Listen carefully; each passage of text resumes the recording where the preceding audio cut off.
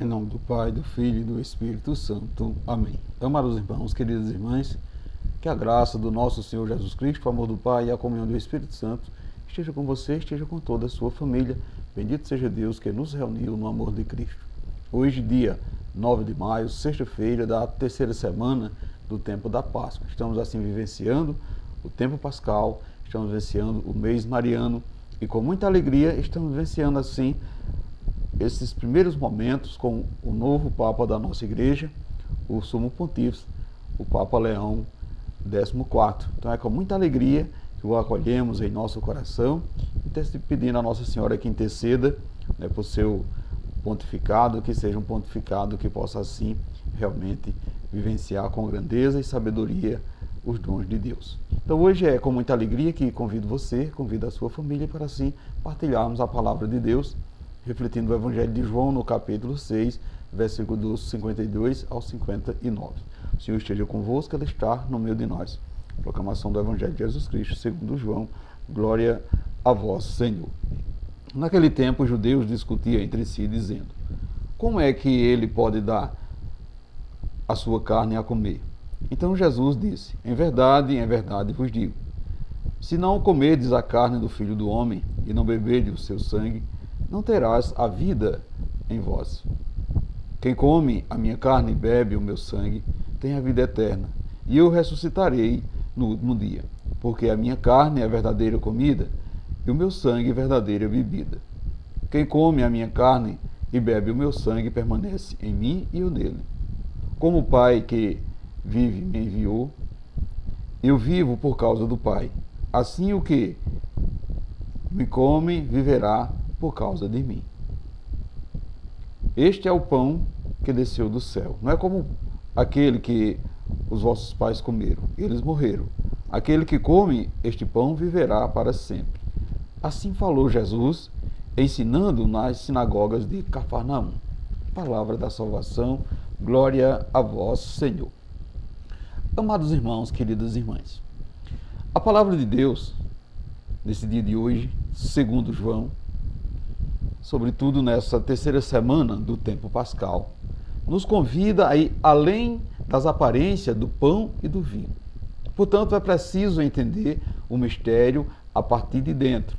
Perceba que na celebração da Santa Missa, sempre após a consagração, dizemos: eis o mistério da fé. Após a consagração, após consagrar o pão e o vinho, proclamamos o grandioso mistério que se dá independente do sacerdote que preside a celebração. Justamente por não poder ser possuído pelo homem, por caracterizar-se como mistério, é impossível compreender sua inteireza. Então, diante do mistério, é preciso calar, é preciso silenciar a voz do coração. Muitos e grandiosos e importantes para a consolidação de uma fé convicta e consciente são os tratados sobre a Eucaristia, por exemplo, são muitos tratados que nos relatam sobre a Eucaristia. Contudo, nenhum deles esgota o tema. Todos os documentos, todos os livros que já foram mencionados escritos sobre a Eucaristia, nenhum esgotou o tema, nem há de esgotar. É mistério da fé. Então a razão humana é importante, pois igualmente criada por Deus, a fé, nesse mesmo sentido, é importante, pois dá limite à razão ao homem que relacionalmente e intrínseca a sua condição. Então busca conhecer a Deus. Então é preciso, diferente dos judeus, uma atitude de interioridade, uma atitude de reverência ao mistério. É preciso uma fé firme no mistério de Jesus. De fato, humanamente é difícil conceber a ideia de um pão tornar-se carne e o vinho tornar-se sangue. Por isso é mistério. Então, a Eucaristia não foi feita para que a compreendêssemos, e sim para que adorássemos, contemplássemos, para que sintamos assim, através da Eucaristia, a presença real e redentora de Jesus Cristo no nosso meio. Caros irmãos, queridas irmãs, quando entendemos o seu sentido originário, deixaremos nossa desmaiada humana humanamente pretensão de conhecer cientificamente todas as coisas, tendo este valor somente quando comprovada pela ciência empírica e matemática, inclusive o mistério da fé. Portanto, meus irmãos, queridas irmãs, peçamos a Jesus, nesse tempo pascal, a graça de compreender na Eucaristia o seu amor, a sua entrega, pedindo de nós o mesmo gesto com nossos irmãos. Eis o real e mais originário sentido que precisamos conhecer e aprofundar. Ser no mundo o sinal do amor de Deus, que em Jesus se despoja totalmente por amor a todos nós. Caros irmãos, queridas irmãs, divinizado com o alimento que vem do céu. Então, a minha carne é verdadeira comida, o meu sangue é verdadeira bebida. Quem come a minha carne e bebe o meu sangue, permanece em mim e eu nele. Então perceba que as palavras de Jesus não nos deixam dúvida. A sua carne e seu sangue são o alimento que vem do céu para nos conduzir ao céu. É o sustento da nossa alma, meus irmãos, queridas irmãs. Se como matéria nós somos o que comemos e bebemos, também espiritualmente somos aquilo que engolimos e absorvemos. E o próprio Jesus nos garante que permanecemos nele e ele em nós quando comungamos o seu corpo e o seu sangue. Então podemos dizer então que somos divinizados pelo alimento que vem do céu.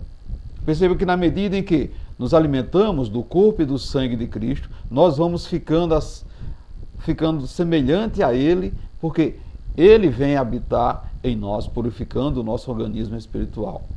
Caros irmãos, queridas irmãs, pela Eucaristia, nós passamos a pertencer ao nosso Senhor e ele passa a viver em nós.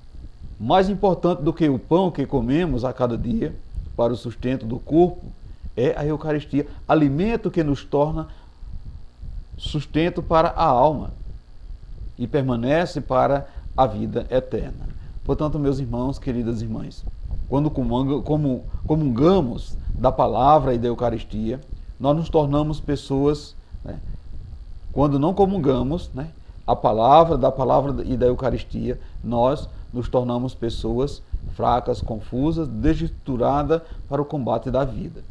Se não estivermos nessa íntima ligação com a palavra de Deus e nos abastecendo da Eucaristia, vamos nos tornar pessoas confusas, desestruturadas.